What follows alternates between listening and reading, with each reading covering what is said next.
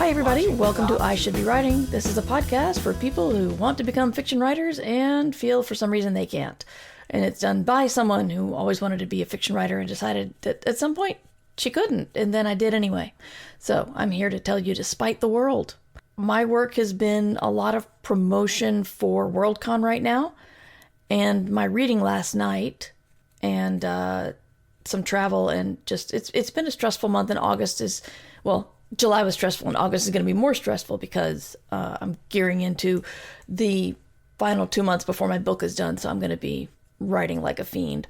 I did get some good fiend writing in today. I will say I'm happy about that. Fiend writing is my new stage of book creation. But I have Sarah Gailey with us on the podcast today, and they're going to talk about the book, which is called Spread Me. And if you think it's going to be a weird horror sex thing, thank you so much for coming on the show, even while you're ill.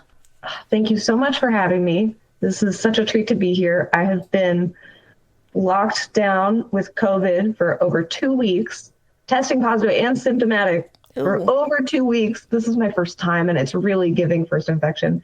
And I've been going kind of stir crazy. So getting to see a friendly face that does not belong to my cat is a real treat. Thank you. Thank you. I didn't know you hadn't had it before. I'm also have managed to dodge all the bullets, so now you're scaring me a little bit. So yeah, getting it sucks. Dog, no one tells you. They all say getting COVID is fun. Do it. It's cool and exciting and entertaining. And it feels nice. And it makes you smell good. And none of that's true. And some people say it doesn't exist, so you shouldn't be complaining about anything, right? Yeah, that's true. I mean, I don't know that I'm complaining so much as constantly wailing and rending my garments. I think that does fall into the complaining family of words. Oh, okay. Well, I'll try to work on it. Okay, good. I'll try and celebrate more. Positivity. There you go. Silver linings. Yes. This has been an opportunity, a huge opportunity for me to discover how sweaty a human being can be while also being cold. Oh, wow. Yeah. Now it's science. Yeah. Not many people get to experience that knowledge about themselves. And, you know, it's a new frontier of discovery and exploration. That's beautiful, man. Absolutely. Thank you, COVID. Okay, so we are here to talk about your novel, which is coming out next month, September 23rd. It is called Spread Me, and I believe it's just a normal, fun romp, right? Yes, it is a romp. It's wholesome. It's fun for the whole family. Mm-hmm. Yes. So. But I'm spelling whole family without a W there. Oh, well, there you go. Yeah. All the whole family. So tell us really first what it's about, and then tell us how the hell you sold that. Because I'm really interested. So Spread Me is my erotic horror take on John Carpenter's classic horror film, The Thing. One of the greatest films of all time in my, and I'm certain everyone's opinion. This book takes place in the desert and follows a research crew at a remote research lab. The team lead makes the decision to break quarantine and bring a specimen from the desert inside their research lab. And they discover that the specimen, first of all, is alive, and second of all, has some prurient interests. It's a bit of a star-crossed romance because the specimen from the desert doesn't realize that the head researcher, who's our protagonist, Kinsey, is only sexually attracted to and interested in viruses. And this is not a spoiler, by the way. This is like early book stuff. You cover that really early.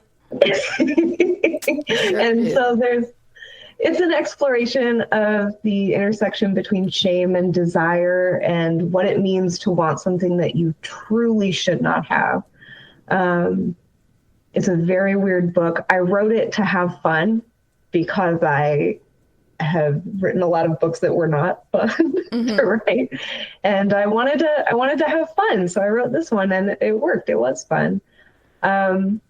Selling it was actually not too tough. I went to my wonderful publisher, Tor, and said, hey, I've got something that I think would be a good fit for your Nightfire imprint. That's their horror novellas. And the Nightfire has been doing some amazing work, really blowing up. And I said, I've got something that I think you'd like.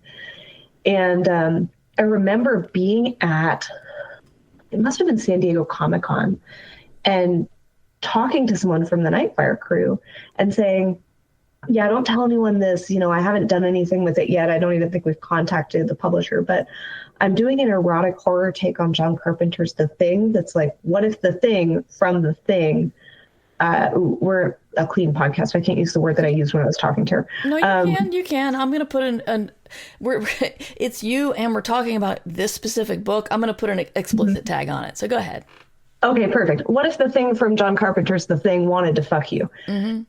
And she just lit up neon and was like, oh, you have to give my team that book.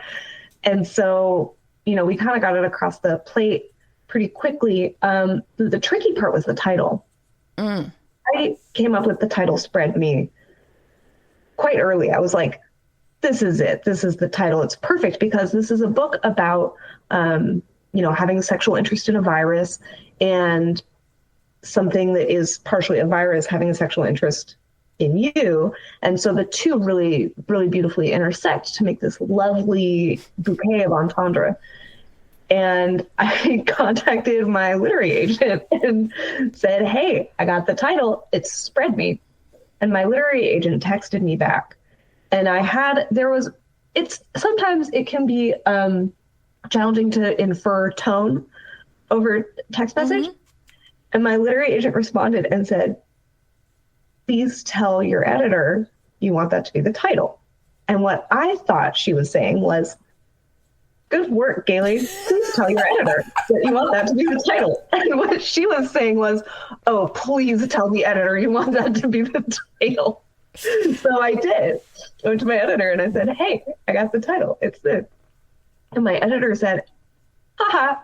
And I said, great, we got it. And a little while later, I got an email from my editor saying we need to brainstorm titles because obviously we're not doing that one.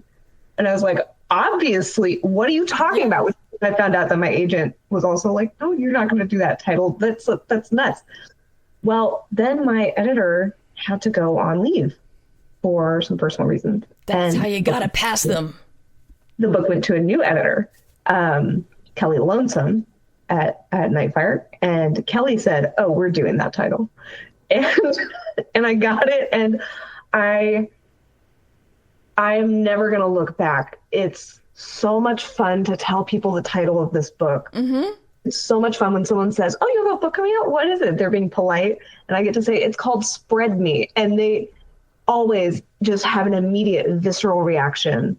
The only thing with this title that's like making me a little nuts is that there's, people tag me in conversations online that really I shouldn't be part of as an author, but it happens. And so I'll get, notifications. So I see stuff that I try to skim past, but sometimes I don't succeed. And one of the places where I haven't been succeeding is a certain subset of readers who primarily read erotic fiction, seeing the title and assuming that the book is not erotic in nature and going, oh my gosh, this author doesn't realize how this could be interpreted. Oh my God. The title could be interpreted as horny. And I'm like, yeah, guys, that's the point. It's a very wet book. Yeah, I had a concerned person contact me to tell me that when I named my series Midsolar Murders, that there was a series in the UK called Midsummer Murders, and people might make a connection between the two. Oh, uh-oh. And I was like, yeah, that's you wouldn't want that. That was the point. Yeah. It's very nice when people give you a heads up about that you're doing the thing that you were trying to do. 'Cause at least then you succeeded. You made them think of that series. I'm making readers think of fucking. And the thing. We're doing what we want, even if they don't think we're doing it on purpose. Yeah.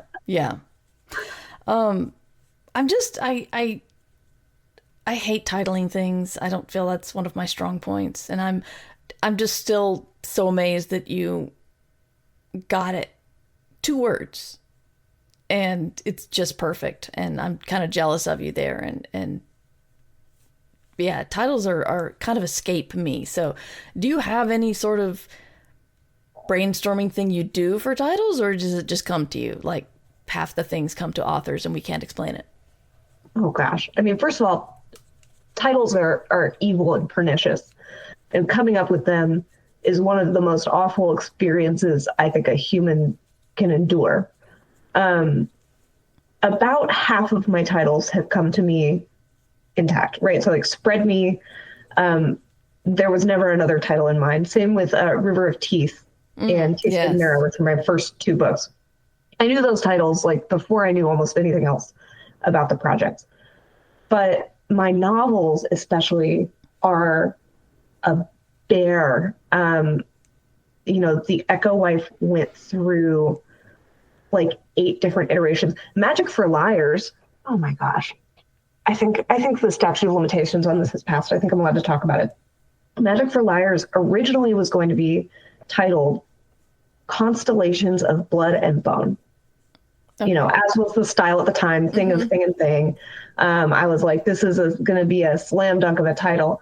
And that was the title that we signed the contract under. And then my beloved editor came back to me and said, I just don't think that title's right for the book. And I said, why? It's a perfect title. It's, it's market right now. It's like, it summarizes a lot of cool stuff in the book. It gets across the tone. And she goes, I just don't think it's right. And she kind of wasn't really explaining to me why. And I just finally said, fine, we'll come up with a different title. We came up with Magic for Liars, which I love as a title. But then, like a few months after we came up with a new title, the announcement came out for Children of Blood and Bone, coming out from the same publisher. And I was like, oh, you just had 2 books come in with these similar titles, and you picked which one was going to have the Blood and Bone title, and it was that one, which suited it very well. And after that point, I think I called my editor, and I was like, hey, when there's like marketing stuff like that, just tell me. I don't care. If you're like, hey, we got something else too similar, we make this, differentiated. Great. I want to know. I love business. And so like we now when we have title conversations, I'll suggest a title and she'll go, no, sales isn't going to enjoy that because of this reason and this reason. And so we get to kind of dial in more. But I did just spend probably 3 weeks trying to title my next novel. And the brainstorming process was harrowing. I had a Google Doc with me, my editor, and my literary agent in it. And we came up with probably 500 possible titles. And in the end, one of them made it across the plate. Wow. Can you tell us what it is? Or are you waiting? Not yet. I have to keep it a secret. That's fine. It's a secret. We can deal with secrets. It's another short one, though. For a second, we were thinking long, and it's a book that's very much about like religious trauma and high control groups. And so I was looking at a lot of Hosier lyrics, which full of bangers, great lines that I was like, oh, this, sentence could be a title. And then we brought the long titles to sales and marketing, and they said, nah, give us a 2 or 3 word title. So poor Hosier had to go out the window, and we had to figure something else out. That's sad. Yeah, I'm sure he's upset about it. So one thing I love about your work is you just don't pull any punches ever, anywhere. And I was reading, I feel like your comic series did not get enough attention, and I want everybody to read it, because I was reading, I had all the copies, and I was reading it in the car, and my husband was getting annoyed with me because as I reached the end of every comic, I'm making verbal reactions to all the terrible stuff you put in there. And I'm like, you've got to read this. And it's called Know Your Station. I believe it's collected by now, right? Yes, yeah, it's out in a trade paperback. Yeah, it's a sci-fi horror, and it's phenomenal. It's just so gross and amazing. And also a double entendre about that, because it's a space station, but it's also making sure people stay in their class zones. And so aside from all the blood, it's a commentary on social class structures with a lot of blood. It's amazing. So yeah, I've just been like, have you read Know Your Station? You need to go read that. I just tried to tell people, because yeah, you should have gotten more attention for that, because damn it, that was amazing. Oh my goodness, thank you. I'm so proud of what me and Liana Kangas made there. Liana is the artist on the series, and we met through Know Your Station and have become very close friends. And working with Liana was great, because I could put something in a script for the comic, like so-and-so is sliced like a honey-baked ham. And then Liana would return concept art that just delivered. And you know, comics is a collaboration between a lot of members of a team. Yeah. And the kind of first step for me in that collaboration is between me and the artist, because I'm writing a script for the artist to create art. And I want to do things that they're going to enjoy. And I started writing things that, first of all, I hoped would make Liana say, "What's wrong with you?" Which they never did and still never have. They're a weirdo at my same level. It's really wonderful. But I also started writing jokes with the goal specifically of making Liana laugh while they were reading the script to get the vision in their mind. And it was so much fun. It was so much fun working with them and just stacking up the gags in that comic, while also diving in as hard as I could into the gore. Yeah, you're a very funny writer, and you managed to balance that humor and gore and, just actually a good story underneath it all. So you've got too many talents, and you need to give up one, because there's a shortage of talent out there. I'm actually, you can't see this right now because my webcam kind of stops mid-torso, but I'm actually slowly sawing off both my legs under my desk. Okay. So if that helps, it'll diminish my capacity. Well, it'll diminish my capacity for doing leg-related activities, standing on my toes, which is I can pick things up with my toes. That's one of the talents that you wanted me to get rid of. So, no, that wasn't on the list. Lost. That was not on the list. Oh no! Oh man, I thought I found a loophole. Nope, no loophole. All right, well, I'll cut something else off once I'm done with these. So I have one of my weakest parts in writing is description. And when reading Spread Me, I was just kind of grumbling to myself at, how you make, oh God, what was the one that stuck out to me? You managed to encapsulate somebody's character by just describing one little thing about them. Like the person who's got the wretched half t-shirt bright pink crop top that they will not go away. And the baby slut crop top, yeah. Yes, the baby slut crop top. And so much of my writing just comes, and I don't really think about where things come from. So I feel like a huge hypocrite asking other people where it comes from. But when you're approaching a scene, do those things just pop into your mind and you put them out? Or do you think, like, what am I going to say about this character? Something about them that will really be that will say something about them instead of just they're wearing white shoes? Gosh, how do I approach that? I mean, I really dwell in specificity. Yeah. It's part of my approach to humor as well. I was just talking about this with someone yesterday, that like in any given moment, I will often see an opportunity for a joke because I'll note something specific and it'll like connect to something else in my terrible brain. And I'll be like, here's an opportunity for humor.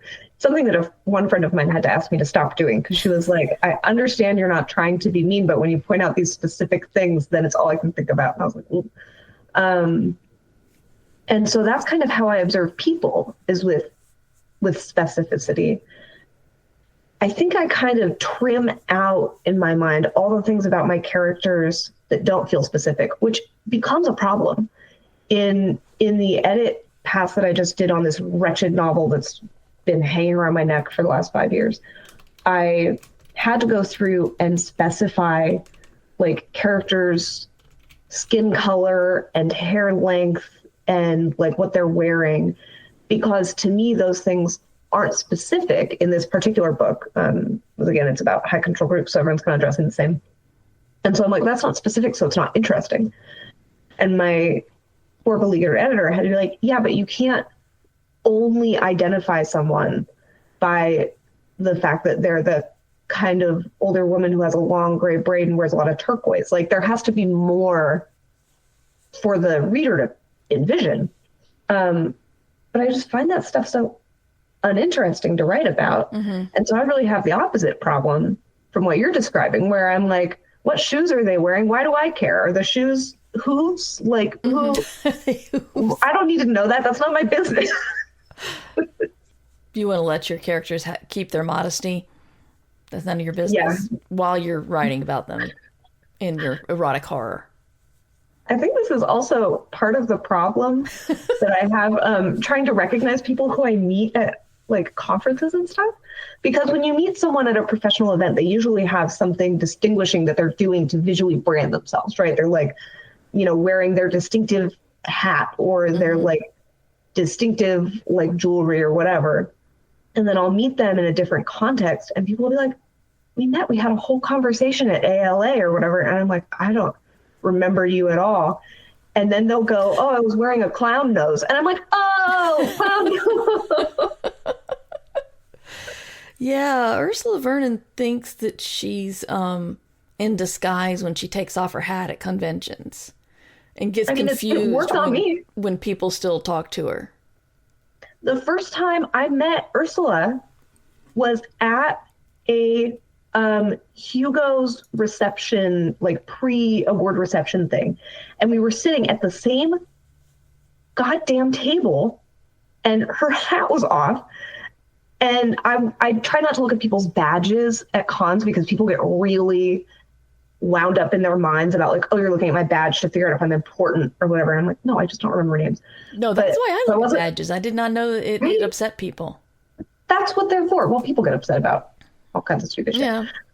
So we were sitting at the same table, but Ursula was like with somebody, and I was like, oh, I don't want to bother you. Like you're doing your thing. You're in your own zone, so I'm not gonna be annoying, and I'll just keep to myself. And then, like 20 minutes later, across the room, I saw her and she had her hat on, and I went, Ursula, it's so good to see you. And she was like, Gailey, we've been sitting at the same table for like 20 minutes, and you've been ignoring me. And I was like, I didn't know it was you. Okay. So you can count me as one of the dipshits that trick works on. She is somebody that can completely befuddle you and like steal from you, or when authors sneak into your house and you don't want to be identified as authors, I guess, or something. Yeah, she's the Perry the Platypus of science fiction, fantasy, and horror.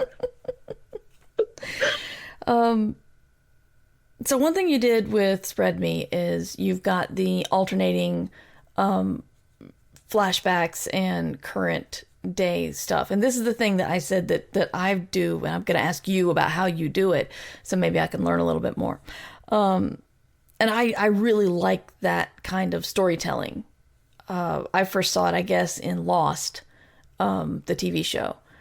How do you manage your pacing when it comes to that? Because, you're usually bringing forth something exciting that's happening in current time, and then you take us back to maybe Kinsey meeting somebody on the team for the first time.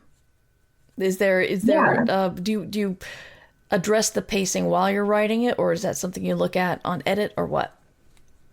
Oh, I do the pacing while I'm writing it, and that's how I write everything. Is I outline with pacing ahead of time so that I don't get too lost in the sauce on a scene, and then I've got like 40 pages describing, the way that people in this society are turning flax into linen, but only 4 pages about the plot.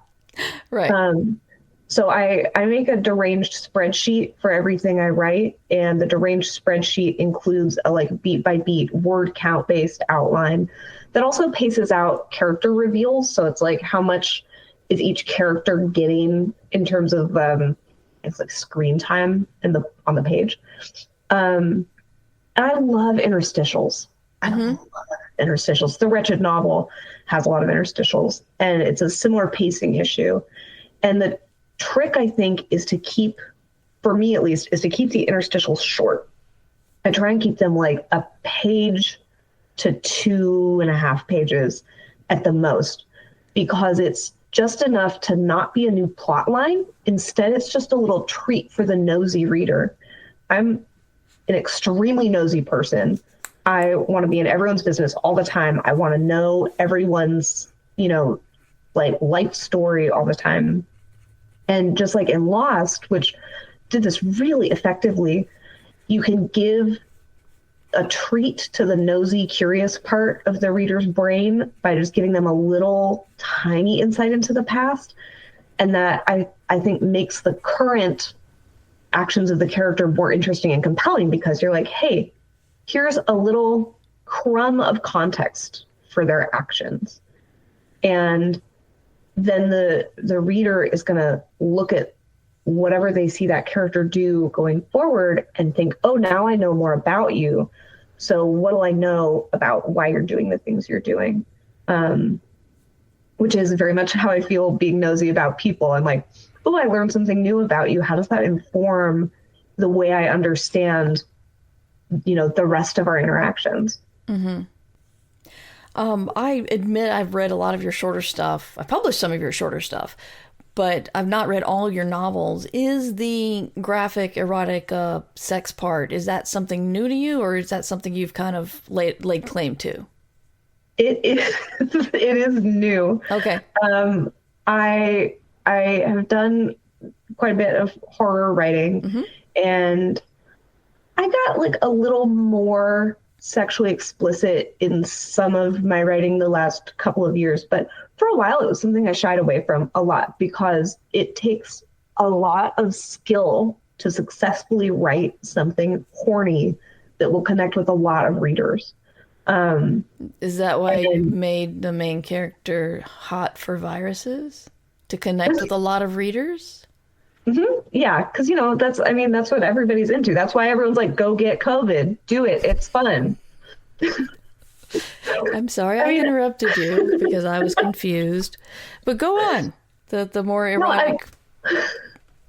I really set myself a big challenge with this book because it's erotic horror. So it's not just I'm trying to make my reader feel something in their body that feels like the anticipation of pleasure. That's kind of what the goal of writing erotic work is to bring your reader into their body in a pleasurable way.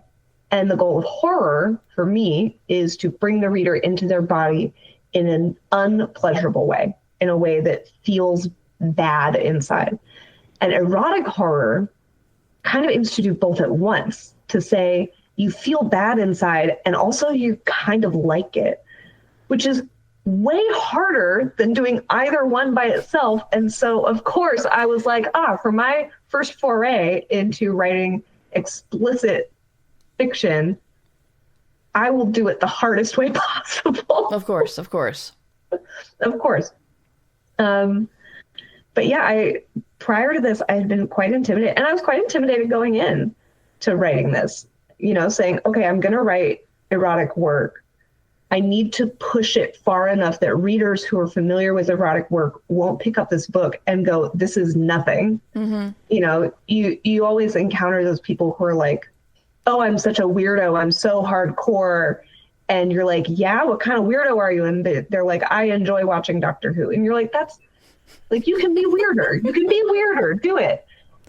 And so I didn't want that in this book. I wanted to be like, no, this is horny. This is freak shit. I wanted to push it. And that involved pushing my own comfort level with writing that content quite a lot. I would be sitting at my desk, full body blushing and going like, I can't write that down. And then I would go through and edit it and like scale it up and make it. I remember sitting in an airport on a very long layover on a flight home from Korea. I was sitting in this airport and I was like, I got to make it hornier. And I opened up my laptop at this long table next to a bunch of people behind me, and decided to change the position of a character's hand as they're masturbating to try and make it more visceral for the reader. And by that time, I'd been working on this book so much that I didn't feel any discomfort. I was like, oh, you know what? I think actually if she's like pinching her fingers together in this way, it's going to make the reader feel a little more like in their body. And at one point I had to use the restroom. I got up, walked away from my laptop, asked the person next to me to watch it for me. And I came back and they were just red. And I realized I left the document fully open. You set a trap for a kind stranger. That is so mean. Listen, that's on them for snooping. That's the number one rule of being a snoop. You can't be upset at what you find out. Yeah, that's fair. That's absolutely fair. We are going to end the interview now for the podcast feed, and I'm going to stay and talk a little bit to Sarah, ask a couple more questions. If you would like to hear the other half of the interviews, you can come and see it live on Twitch, 3 p.m. Eastern Time, twitch.tv/MightyMur, or you can support via Patreon and get the entire episode. And do it. Support via Patreon. Yes, please. Thank you, podcast listeners. But I'm sitting home watching Doctor Who. So you've already promoted Stone Soup. Is there any other link you want to give us to put in the show notes? I would say, just spread me, and that's a sentence I need to workshop a little bit. Mm-hmm. Because maybe I don't want to say I would say spread me. Yeah. Please pre-order Spread Me from your local indie bookstore. You can request it from your local library. You can get it from bookshop.org. And also, if you are a writer or a publishing professional, please check out Authors Against Book Bans and Publishing Professionals Against Book Bans. Those are two organizations in the United States for any author and any publishing professional to join. And they are doing real action on the ground to combat book banning legislation in the United States. They have prevented legislation from being passed. They have participated in overturning dangerous efforts. They can give you action items and talking points to give you the tools you need and the strength and courage you need, frankly, to participate in fighting censorship in the U.S. Fantastic. And even if you don't think you can do anything, if you're like, I don't have any energy for this, if you sign up for one of these, you'll get newsletters. So if in the future you feel like you can do something, you'll get the tools. And your addition to their numbers helps their bargaining power when they go to U.S. legislators and say, we are thousands strong, and we are telling you as your constituents to fight these bills. So please check them out. We're thousands. Well, we're thousands. We may not be strong, but we're thousands. Yeah. We're strong together. Thank you for the link, Valerie. In the chat, we've got the Authors Against Book Bans and Publishing Professionals Against Book Bans. Awesome. If you want to see more about me, my blog and show notes, and more about me and my projects at murverse.com. If you would like to email me questions or feedback, mightymur@gmail.com is how you do that. And you can see me live on Twitch Thursdays, 3 p.m. I'm hoping to go back to more frequent streaming, but there's still a bunch of admin stuff I have to do. And really needs to get done. Hopefully I'll see people at Worldcon next week. If you are there, come say hi. And we're doing a live I Should Be Writing. Escape Pod just celebrated its 20th anniversary and its 1000th episode. So check out escapepod.org. And my book, Infinite Archive, is out now. It's pink. It's got cats on it. And it's getting really good comments. People seem to really like it. I don't know why I sound surprised by that. I just figured I didn't expect a book 3 to get that much attention. Thank you so much, Murph. What a pleasure. And you guys should be writing. Thank you for listening to I Should Be Writing, the longest running writing podcast on the internet. This episode was made possible by the Fabulous, who support the podcast via Patreon or Ghost. You can find the links to how to support at merverse.com. Theme music provided by John Anelio, art provided by Numbers Ninja, podcast hosting provided by Libsyn. This episode is released under Creative Commons Attribution Non-Commercial No Derivatives 4.0 license. And you can find all of my books and podcasts at merverse.com.